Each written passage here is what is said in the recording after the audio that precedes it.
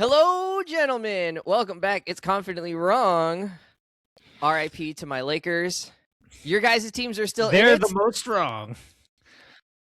They're on spring break, summer break now. I'm about to be on summer break in about a week. I am pumped. It's going to be great. One of them might be on forever summer break. Ooh, is LeBron gonna retire? No. It's maddening to hear Stephen A. and Kendrick Perkins get their takes off while in this time of unknowing that are just completely wrong. It's stupid. All right. Speaking of getting their takes off, yeah, that's what we're gonna do. Oh, okay. I was like, that is what we're gonna do. are we talking about some other person? We're who's gotten gonna takes off? fire them off. All right, let's be confidently wrong together. We're gonna talk about Punisher: One Last Kill. It's a 50-minute special on Disney Plus. It's kind of the love child, not really the love child. I don't know, the spawn of Jon Bernthal. He wanted to write it. I think he probably had a big hand in producing it, getting it together, and all that stuff. And just a nice little reintroduction to the Punisher within the MCU, where he's not just a 5-minute side character in Daredevil. So we got a lot of Punisher. I'll say that there was some success in the emission there. Yeah. So going to the special, what were you thinking was going to happen here, Savon? What was your expectation? I mean, Punisher is a pretty straightforward character in terms of just, okay, Frank wants revenge.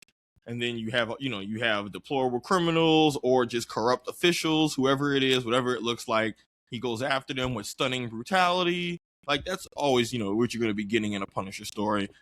Maybe if it's a crossover story, you'll get the morality of killing them. But if it's his story, there's no morality. He's catching bodies. He's judge, jury, executioner. Judge, jury, executioner. Shout out to Marvel Rivals. So, I mean, I expected it to be violent, him tearing up criminals, cool action set pieces and gunfights and all that type of stuff. I was more curious about what it would do maybe with the Punisher character in terms of the emotional depth, which we'll talk a little bit more about. But that was kind of my big question. But I expected Punisher to be angry and tearing up and shooting up criminals and them making it look really cool and badass and saying, hey, unlike our other characters in Marvel, he catches bodies unapologetically and gratuitously.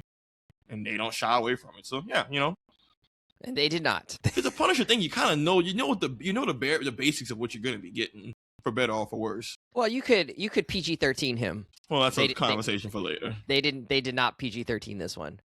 Brian, I realized they saved it from the most horrific moment, which we'll talk about in a little bit. But Brian, what was your expectations? I realized while watching it that I don't think I ever actually saw the Netflix Punisher series. Not in totality. I think I saw some of it. I realized, like, watching this, I was like, oh, I don't think I ever finished that. And so I don't really remember how far they took things in that series. Like, how violent did it get, right? Like, did it really, like, hit the Punisher, like 100-point bell on the the Carnival Sledgehammer game? More violent than this. It was by far their most violent show. Like, if we're talking to various Netflix shows not being afraid to be violent, so we're talking Jessica Jones, Iron, all those, Punisher was comfortably the most violent. Plenty of scenes where even in Daredevil, I think season 2, where it's like the Punisher season 1, they had a lot of just him soaked in blood and gore and all of that. So the Punisher series did not shy away from it. It was probably it was more violent than what this current one was. But they've never shied away from Punisher by far being their most violent on-screen character, like Bart, pretty comfortably. I thought this one was pretty violent. You're seeing a lot of like headshots. This was violent. In the face, the show was worse. That's giving you perspective of how violent the damn show was. There's also episodes. Puppy homicide going on. Oh, that's what I was going to talk about. Pretty intense. I mean, right now we have these slate of shows via Disney Plus, basically bringing back the Netflix era of the MCU. And we've talked about Daredevil and how kind of faithful it has returned to that Netflix vibe, and maybe even more so. They brought back Punisher within Daredevil Born Again. They brought back Jessica Jones. We also know that Luke Punisher is going to be in the next Spider-Man movie, which is subtitled what? Back Home or something? New Day. A New Day or whatever. Anyway, we know that Punisher's in that, right? So like Brand New Day. So there's like a whole slew of return to form basically for the Marvel Knights corner of the MCU, right? Bringing back that Netflix vibe. And it's interesting for them to release this one shot. So it's like, so are they really going to try to get back to the Defenders? You know, are they trying to set up Punisher for whatever his role or cameo is in the new Spider-Man movie? Are they trying to set us up for an entire new Punisher series? And, you know, with Jon Bernthal as the, you know, main engine behind this thing, right? He's producing, he's writing this thing. I'm sure he had a lot of say in how it was, you know, filmed and directed. You know, he's making a play probably to get Punisher on screen more and more. So I kind of thought this was going to be an appetizer for all of those things, or some sort of setup for all of that potentially to happen. Yeah, that's sort of what I thought was going to happen. I don't think that's what ended up happening. Yeah, I think we were confidently wrong on that. So I think I think the general point you two are making is correct in that the Netflix Marvel heroes, regardless of to the degree to which it's done, they're trying to clearly have them have a foothold in the MCU. That was very implied and kind of maybe before, that is now very much no. They exist in this same universe, same world. People have crossed paths, interacted, and where they go. And I think it's really just more of to give them the room to be able to go from there and do whatever they see fit, you know, without having to then explain, did these characters experience the same events? But I agree with you, Brian. Jon Bernthal is 100% the engine behind Punisher. And like, regardless of the show itself, even just him being in Spider-Man says, okay, he's established in the MCU. He's here. The Netflix stuff is canon. It kind of eases up the long-term storytelling, and now we can go from here and do whatever we want with the character, if there's interest. Like, I don't think we're going to get more Iron Fist, but it's still good to know that all of this stuff has been, He's they're literally trying to they didn't canonize bring it. back. Well, I mean, he wasn't a well-received character, but He was not. my point is that they're still making a clear effort to at least give these characters a foothold in the MCU to then go from there, which I think that's the key important part. And, that's to me, at least, that's the important part. But all this before bringing correct. back Shang-Chi in any other film. Well, that's a whole nother conversation. Awful. All right. Action. I think, well, I really enjoyed the action. I wanted to see what you guys thought about it. Were there any moments that stood out to you? My only one nitpick on the action would be there's a part where Punisher is ready for kind of an onslaught. The whole neighborhood is about to attack him, and somebody puts some like gasoline or some kind of flammable liquid under the door and then lights it. And this motherfucker stands in the flammable liquid knowing what's going to happen, seeing the flames come at him, and then lets it light his legs on fire before diving through a door that must have been made of fucking balsa wood and then starts the rampage. So that would be my only one nitpick where it's like, what are we? This is tactically not very smart. Balsa wood sounds like some made-up word that your sixth graders came up with. Balsa. Balls and wood? Excuse me? Yeah, that was the only part where I was like, what? Like, and then everything else was pretty awesome. So I don't know. Savon, what did you appreciate or what did you enjoy most about the action? Or did you? I mean, I enjoyed the action, but first of all, how dare you watch something with Punisher and that's where you nitpick a series that's entirely about rule of cool. Like this man then proceeds to kill literal scores of people. Me using the word scores in plural isn't even inaccurate, but you draw the line it was scores. at him doing but you draw the line at rule of cool, let the fire come in. Maybe he was trying to decide if he was going to run or stay. I don't know, but look, man, he just had to take a step to the side. Yeah, but literally half the step. Yes, but here's the thing, was Wes. empty. It wasn't like there was fucking furniture in the way. Here's the thing, though, Wes.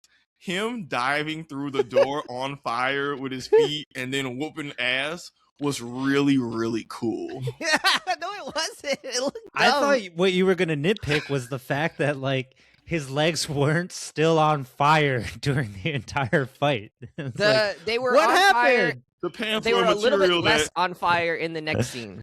Just his feet were on fire. And then they were like totally not on fire. Then they were out. Yeah. You ever try like who blew out the candle? Maybe it's that flame retardant material. But look, point is, really cool. But nah, the action was cool. Like, you know, it was one of those, okay, it's a Punisher set piece. I know what to expect in terms of him catching bodies and all that. Honestly, the action wasn't even my favorite part about it. No, okay, I love the action. No, the action was cool. That was, to me, the best part of it. The action was cool, but to me, the action is more interesting when I kind of know what the stakes are. And what I'm saying is that, like, this is the big thing that I think we're going to criticize this for. What? Yeah, I mean, the big stakes, it was like one of those, it was a lot of fighting. The fighting was cool, but to me, the fights just have more weight when there's stakes behind it. And 100%. Like, they're attacking the building, and he tries to protect that family who gets caught in the crossfire. But, like, there's some really cool moments in this special that I want to highlight, but they're not action scenes. I don't dislike the action scenes, but if you were to ask me what were your favorite parts, I'm not going to say those. And that's not to denigrate them. That's just what I consider the high point was different. So, but I will say the action was good. You got what you expected from Punisher. I like that they made it brutal to where he's taking damage throughout of it. You know, he's still taking battle damage. He's getting slower and weary and really getting effed up. I like the blend of the guns not having infinite mags and him having to constantly, I'm out of bullets and figure it out from there. Yeah, he got to use a whole array of different firearms. A mix of him just like shotgun, picking up an AK, picking up a pistol, smacking him with the pistol, picking with somebody with a bat, throw an axe, he block, you hit him. Like, that shit was really cool, and I appreciate it. Just like, it's out. It was fun. Like, it was fun. I was watching, I was like, oof, man. It was a moment where Frank is literally just like, shit. And I'm like, I feel you, dog.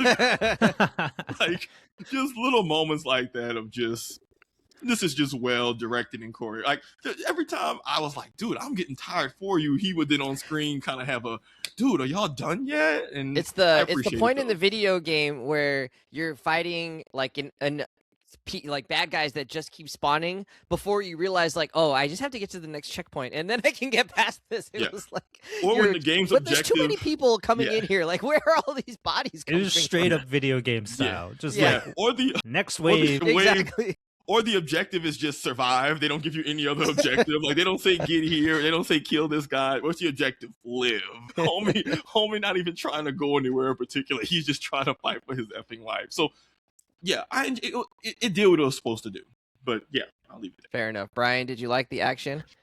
It was, it was like really well choreographed, and a lot of crazy stuff happening all over the place. But I, honestly, because of what Savon said, right, of like not having like too much story depth going on. How dare you? In terms of that, like, so that means like the action becomes so much more important, and everything about it became heightened in a way, and so like how violent it is actually was really like kind of taking me out of it. It was almost too violent for me to watch a few times where I'm like, oh my God, I like don't want to go through this fight with you, Punisher. This is just really depraved.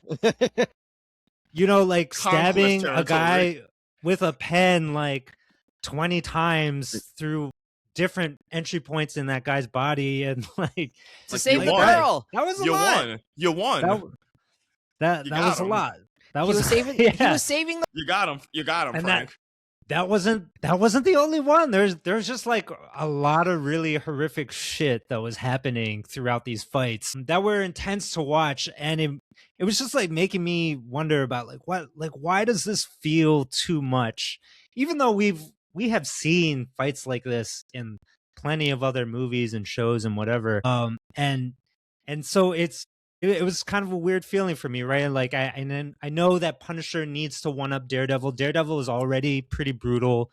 This is like way over the top, like 5 times more. But we've seen things like this in Bourne Identity and like John Wick and stuff. But I felt like there was something about, movies like those where there is like, like this other kind of world that those characters exist in that is like very different. Also like very much on the cool side of things. It's more stylized and brutal. Yeah. Very stylized. And like you almost take the choreography as the fight choreography as like dance, right? There's like it's a choreographed dance and it just looks cool, right? And there are moments of brutality, but that's not like the main course, right? You have like story beats happening, you have the cool factor thing. In this, like I think like that those ratios are flipped in a way where like the brutality is the main course here and it feels less like a dance and just like there's no story or not a lot of story. And so the reason for why we're seeing these things is just because this guy is like really messed up and doing messed up things to other messed up people. And I know in the real world that messed up people are looking to this messed up guy to be a role model for them. So it's like all of those things are coming into kind of like a mind fuck watching this. And you know, frankly, pun intended, it was a little difficult for me to watch some of the violent scenes, right? It's like almost too much for me. Do you think it was a? Do you think Brian like the got violence would feel squeamish. different depending on like what the stakes and motivations behind the violence were? Oh, yeah, like absolutely. is it like just to be Absolutely. clear, like it's not just the violence, it's the like if it was him fighting for something or protecting somebody or like a different context, do you Yeah. think then you feel like this is less of a how the violence happens, more so of the why it's happening? Am I? Yeah, I just want to yeah, make sure I'm it's- understanding you correctly. I think that's part of it, right? It's like the why it happens, like who is it happening to, and who's it happening in front of, right? Like there's like a little girl in the And they in keep the telling her, corner don't store, look over and over because and it's it's like really uncomfortable. And I know for sure like that's part of the intent of the show, but that doesn't make it an easy watch, right? And like some of it is reminds me of the way that they set up the fight, right? It's kind of like the movie The Raid, but The Raid does not exist in like New York. The Raid is like this like imaginary giant building, and the guy is just like going up through every floor like a video game, right? Which is pretty much how this Punisher action sequence was imagined. Uh, but like, this takes place in was like a housing project in New York City, and these people, sometimes they like show the people who he's fighting, and like sometimes they just like look like normal people that I see all the time.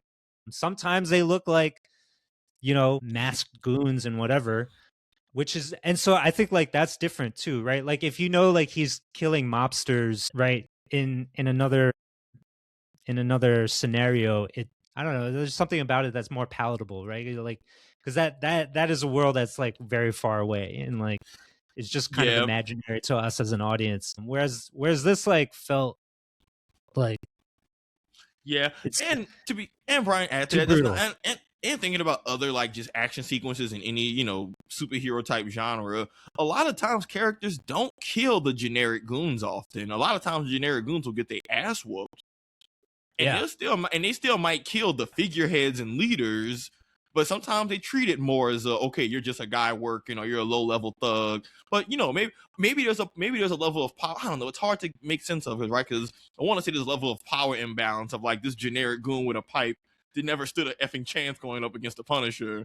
But also there's like dozens and dozens of them. But yeah, I think if anything, this conversation just seems to be like violence is one thing, but violence makes sense in the context of the why and the storytelling, and maybe the storytelling didn't quite match up to what the violence wanted to tell. And to your point, then it can just feel like old school God of War almost, where it was violent, Yeah, but it was very violent much for like a video violence game. sake. Yeah.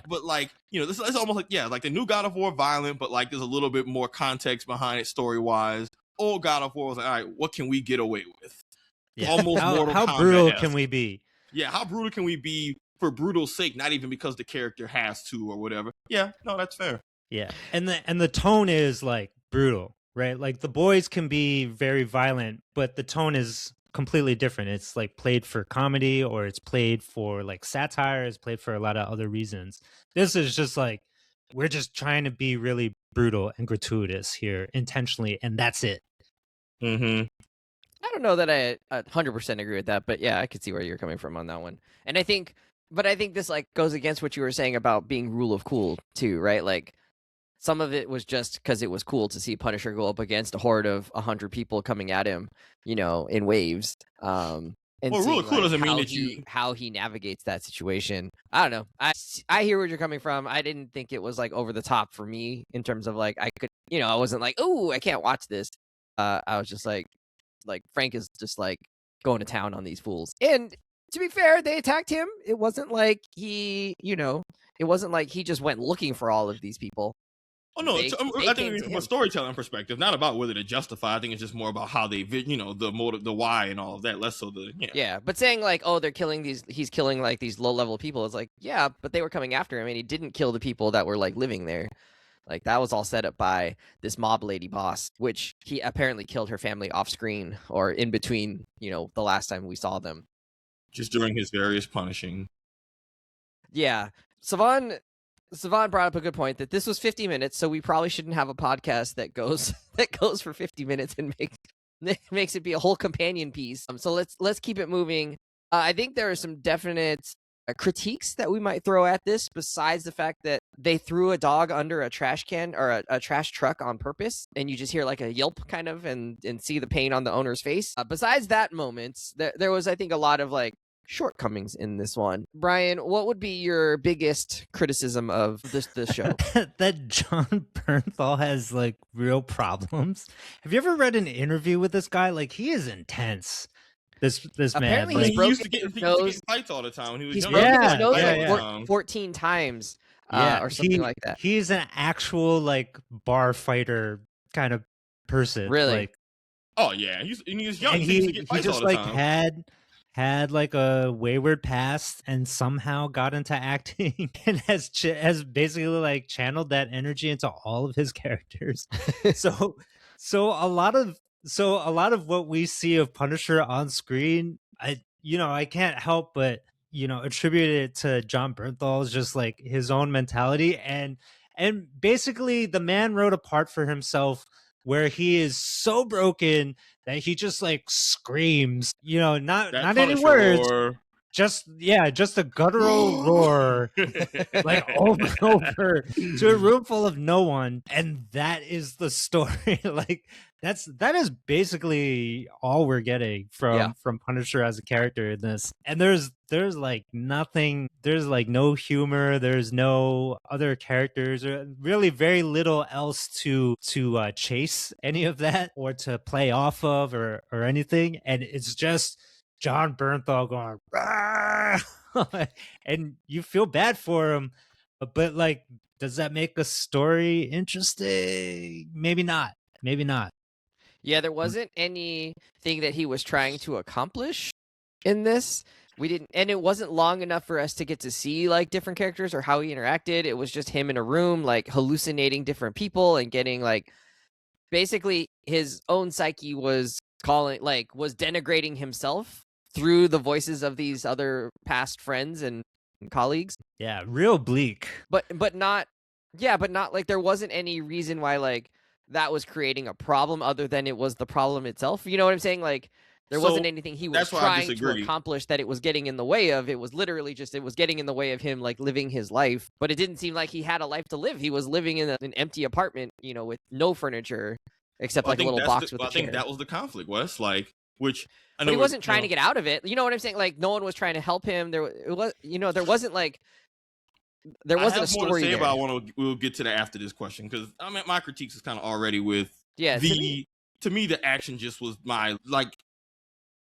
We'll get to the part I enjoy, but it was more of just like my biggest critique was kind of the conversation me and Brian already had about the action just being, it was good, but without enough narrative weight behind it, it can kind of lose its effectiveness, even if it is objectively cool at times. But so then maybe your problem was with the lack of storytelling, I think, behind it.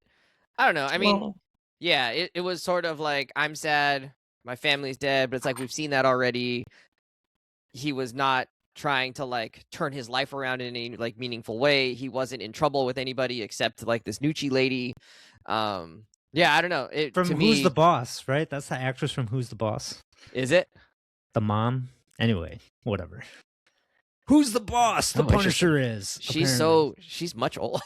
I mean, I know that show was a long time ago, but wow, surprising. All right. Yeah, I don't know. There was just like, there lacked like an actual center to this, right? It was just where it's like, it's a vignette. It felt like more of an episode within some kind of longer series, but we didn't know what that series was or where we were going with it. And then it just ended, and we're like, oh, okay, I guess the Punisher is back as the Punisher. It was just sort of, to me, it just felt like it lacked any kind of coherence to anything else that we know, and it didn't provide its own coherence within the story.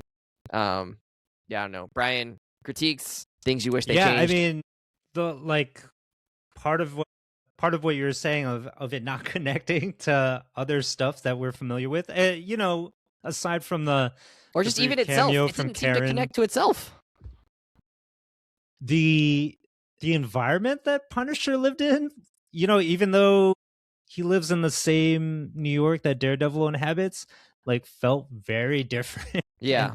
And also, like, what is this neighborhood where the mobsters, the crime family that ran that neighborhood died, and then suddenly there's just some like wild stuff happening on the streets, like all around him. And I wasn't sure if it was like Childish Gambino's "This Is America" music video happening all around him. Yeah, exactly. Except like it finally left the warehouse and is now like spilled out onto the street. Like literally the cop car just like rolls back and then it's on fire. Like, and then it's on fire. And like you hear gunshots and like people are getting like pulled out of apartment buildings. And this is all before the hit goes out on Punisher. And it's like, what is going on? Is he dreaming all of that, or is it actually happening right beside him and he's just walking through it? Like, I wasn't sure how we were supposed to interpret that. I think that I don't know if that tied to the show or not, because I know the whole show was him literally killing the whole point was him getting revenge on all those people. So I don't know if that's them trying to say like, and in Marvel New York, each little bit of New York, I know, Brian, you actually live in New York, so I'm sure it's way these superheroes areas of operation really just be a few city blocks. But like, I took it as, every hero in Marvel got their little neighborhood that be having shit happening. Punisher's always been in Little Italy with his story, fighting the mobsters. Him killing them all and getting his revenge has led to this power vacuum of yada yada.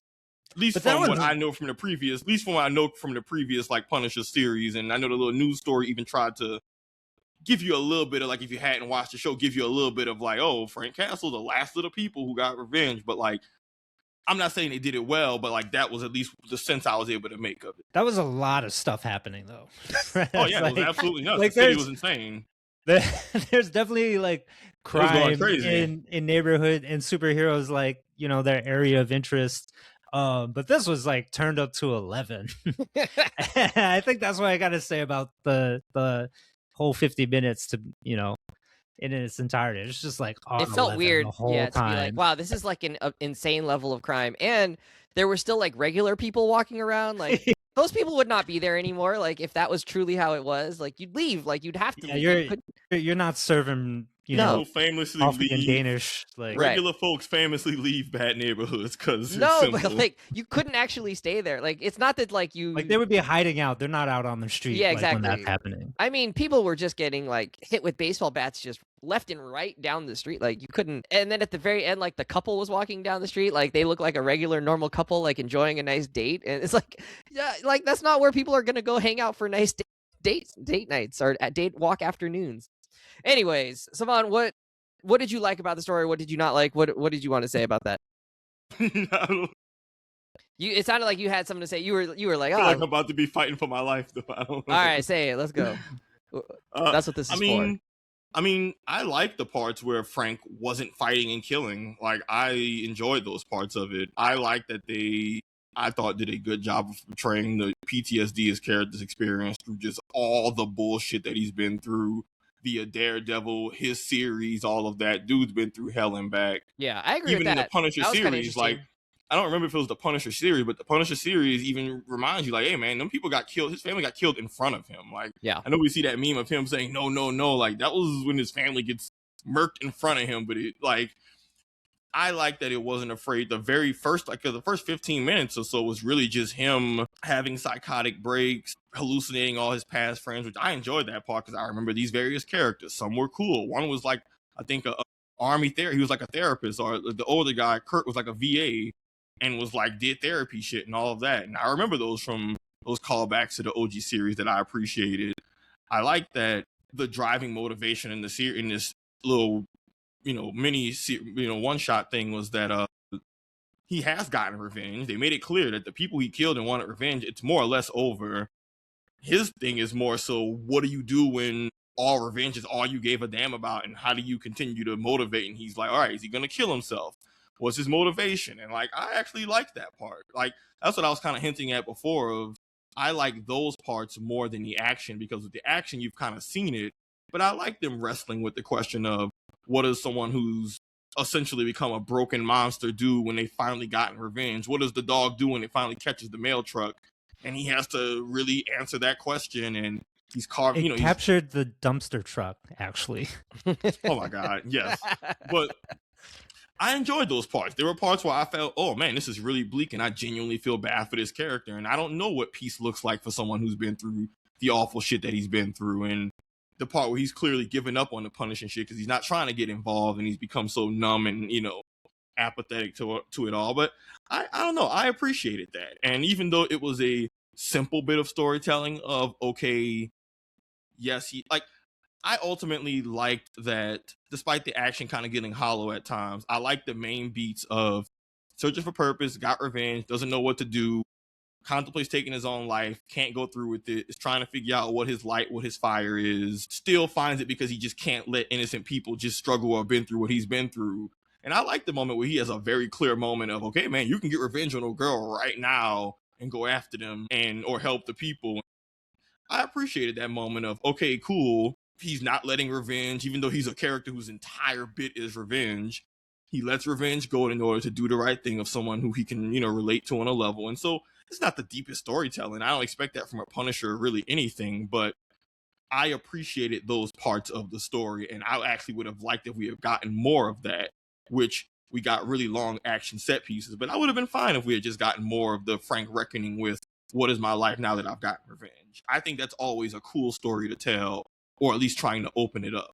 And I'm curious to see where that happens when they even lead into Spider-Man, right? Of like, okay, he's past his revenge shit. What is his fire, and how does that clash with, Spider-Man, who's a very different character? But I think it's a solid place to leave the Punisher character in terms of whatever they do with him moving forward. But I don't know. I genuinely enjoyed those parts, to where I would definitely cut down the action to get more of that, especially if it fleshes out the story a little bit more, or fleshes out Frank's character. Brian, that's all. Did you tune out? I mean, like, okay, I agree. I agree with Savon on like the general story beats part. Like, yeah, those are ingredients for a good story. But where this one shot had challenges was like how it goes about telling those individual pieces, where like, we're just mired in this guy's suffering so much that we, the audience, are also suffering alongside him. And I think for me, the best moments with Jon Bernthal's Punisher in hindsight are actually when he's played off of with another character. So I'm thinking of like Born Again season 1, Daredevil Born Again season 1, when he has that intense conversation with Daredevil, and they're talking about their different philosophies, and they represent these two different philosophies of justice, and those things are clashing, and Punisher is calling Daredevil out on his BS. And I think, to me, like, those are the most powerful representations of Punisher, and that's what he's good for, right? Is for that kind of dialogue to happen. Amen. And so, like, to have this Punisher one shot where that stuff is absent just like makes me want more and other stuff with him that isn't just all miserable, bleak, cynical suffering, right? Like on the verge of suicide. It's a hard watch. And like there are plenty of straight up dramatic realistic movies that are about similar ideas, and those are also very hard to watch. It like is this what I'm here for Punisher, to be punished, basically? it's not my cup of tea. And so like for me, actually the best part, even though I spent time like nitpicking it, was like the action scenes. Like when things can sort of go back into a little bit more fun, that felt better. And I agree with you, like towards the end though, like I do like that decision that Punisher has to make of like, does he pursue like ultimate revenge, or or does he save somebody from suffering the same fate that he had? And shout out to Bubbles from The Wire for being the father that Punisher helps out. Looks so exactly the same. hasn't aged. Yeah, He hasn't hasn't aged. aged. He's been going to his AA meetings. I'm happy for him. Seems like he's on his feet.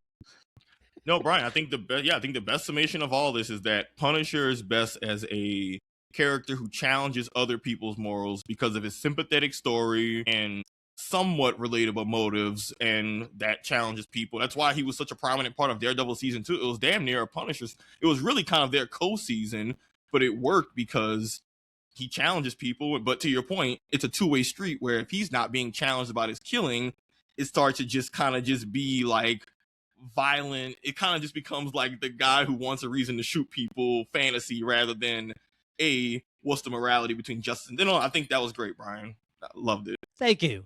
All right, well, let's wrap up there. Again, we don't want our podcast to be as long as the actual show. Y'all cooked it. Nice job. We will see Jon Bernthal play the Punisher again. He's definitely coming back in Spider-Man: A Brand New Day. We've seen him in the trailer with a Punisher car of some sort with a hole in the window in the front so that he can shoot his shotgun out the front. His giant gun. I'm here for Spider-Man webs up. Yeah. So we haven't seen PG-13 Punisher in ages though. So I'm actually that'll actually be a nice little tonal shift. Like I don't think we've ever gotten PG-13 Punisher on screen. So this will be great. Yeah. He's gonna be played for laughs instead. I'm glad that he made the dog killer, the Dogicider pay at the end. Got our revenge on shot him in the face, maybe. Yeah, we don't know where he shot him. We don't know. Yeah, just straight up execution. It was good. It was payback for sure. Yeah. All right, friends. Well, we're out of here. The homework is to make sure that you finish Daredevil Born Again season 2, because that's what we're going to talk about next in the finale. Friends, we're out of here. See you later. Go Knicks. Go Pistons. Bye. Go Lakers to Cancun.